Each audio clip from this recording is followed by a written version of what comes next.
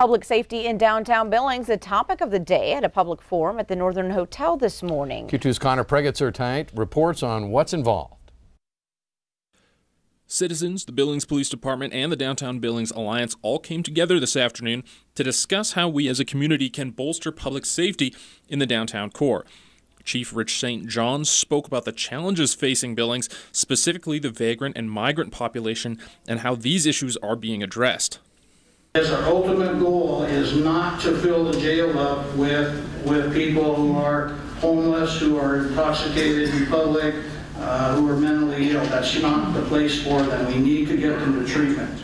A way in which BPD has been working to achieve this goal is through the Motivated Alcohol Alternative Program, or MAP, which aims to leverage cited individuals into treatment as a jail alternative. Chief St. John noted the success of this program, but also some of the issues that are still slowing the process. These included the lack of clean and sober housing in Billings, as well as Montana's lack of public intoxication legislation. Downtown Billings Alliance Executive Director Katie East emphasized the need for communication to resolve these issues going forward. We need to be able to listen, we need to be able to acknowledge what the challenge is, and we need to be able to work together to find a solution.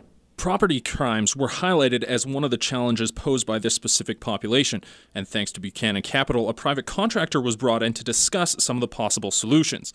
Mark Johnson is one of 3 crime prevention through environmental design experts in Montana and Wyoming, and he spoke about some of the basic principles of CPTED while showing examples from the Billings community. Having clear windows with nothing on the windows so people can see out of the business, trimming vegetation so it's not covering up lighting and windows again so people can see out. And a lot of times it's simple maintenance fixes of replacing those bulbs that are burnt out on street corners and on buildings, and it lights it up because lighting is probably the #1 deterrent in criminal activity when it comes to crimes of opportunity. In Billings, Connor Pregetzer, MTN News.